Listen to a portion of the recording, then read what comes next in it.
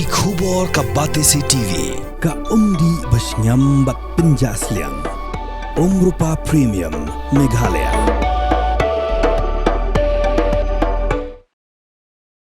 We on the lakirni ki jimlian la e ban bathat ya kinjri jongka Henry ya we Samla lord ubalangam ka jing kirni how Drok kam shim long satya kumta namar ba minta the lies Snem la ban plat lord yalade ne ka jimlian bas new daga jing kershan jaga Meghalaya Drok users forum ki doktor bat ki bayi ngasam ka Batesi TV la buri no e kerteng jong unu Samla ya ka dur khmat bangil hab ban prinklaru wat ka surkran jong u Kejiwan rat jog Batesi TV ya kani kejing ai sakhi da unu Samla kalong ban ai minsi mi ki wepat ke Samla lot ba angnut ban pelat yalade ne kejing sha te mrau how Drok unu Samla ula ai ya kani sakhi ha kejing rakhi jong Drok reduction elimination and action mission ya international day against drug abuse kabalong ka pun rotruk ujulio arachar arpusan haste convention center Unu Samla haga basdang ulia thuo bolos dang shwaban mat yaga kyat haga por bodang khatwe ni khat ars nem karta nangta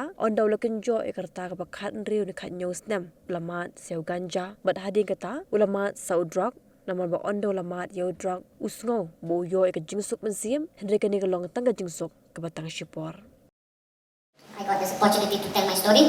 I'm sorry, I'm quite nervous, so just bear with me. Yeah.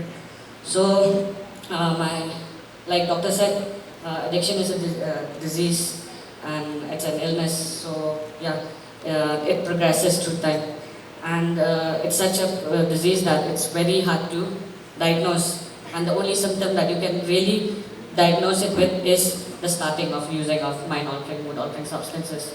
So my addiction started at a young age. I was barely 11, 12 when I started drinking alcohol. There was a person who used to hide alcohol near my house. I used to steal that alcohol and I would drink it.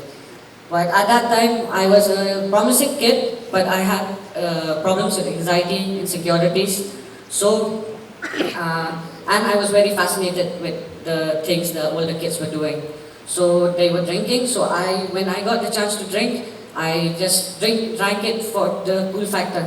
But when after drinking it, I understood that it numbed my anxiety, it numbed my insecurities, and I went on with that. And but then later on, it progressed to another substance because alcohol was a little harder to hide from the family. So I started smoking weed, and that went on for years since I was 11 to the age of 16, 17. And when I reached 16, 17. Alcohol and marijuana did not do job anymore. So I had, at that time I was a bit smarter, so I sought psychiatric help. And that's when I got relief from the symptoms, from the anxiety, from the disabilities that I was having mentally. And then, but due to the nature of me not knowing I have this illness, I did not use the psychiatric help the way it was supposed to be. So I abused the psychiatric medications. So after that, that also didn't give me a lasting effect. And I was on the search for another thing, another drug, something that would relieve me. And being in a state where drugs are, the only drug you can find is heroin, that's what I found. I found heroin. And the moment I first took in heroin, it was like a piece of me that I found. I thought that this is what I was looking for. And at the start, I made a promise to myself that I would not get addicted, I would not become a thief, I would not become a liar, I would not get into it too much. I would just use it as a tool to help me through my disorders. So, that didn't last very long. I had become dependent very quickly. Within 2 to 3 weeks, I had become dependent on it, and I sought help from that point itself. But then I went through multiple relapses. Even after seeking help, I went through multiple relapses. I kept relapsing, and I did not know why. It wasn't until the moments where I hit rock bottom that I really looked for help. I had started injecting, and my spiritual bankruptcy was so bad that my first syringe, my first injection part was where I could not find a syringe. It was lockdown, I could not find a syringe. No harm reduction facilities were open at that time. The syringe I found was from a homeless guy, and this syringe was used. I did not care anymore because of the spiritual bankruptcy. Heroin had brought me to a place where I did not care about my health anymore. I did not care about living anymore. So I started injecting, and that's when everything started to fall apart, and my life became hell because I could not live without using, but to live I needed to use. So it kept going that way until I found out about a support group. A support group had approached me and asked me to come to their meetings. So I went to the meeting, and that's where I heard about addiction being a disease. And I said, okay, but I don't think I'm a sick person because I thought that I could still stop on my own. So again, after going to a few support group meetings, I relapsed again. And again, I was in rock bottom again. And I was living hell every day. Every day was hell. I had to inject more than 10 times a day because I wanted to manage my dosage. I did not clean myself anymore. I did not take care of my health anymore. And luckily, to the grace of God, I did not contract any diseases like HIV, hepatitis, and all. But then, that's when I asked God for help the first time. I asked God for help. So my grandmother, in desperation, sought help from a member from the support group who had told her to send me to rehab. That's when I went to rehab, and then in rehab I lived like hell because at that time, you know about the past controversies that have happened with rehabs in Assam. So I was in one of those kinds of rehabs where it was torture, mental torture. So, but at the same time, they were teaching me about my disease.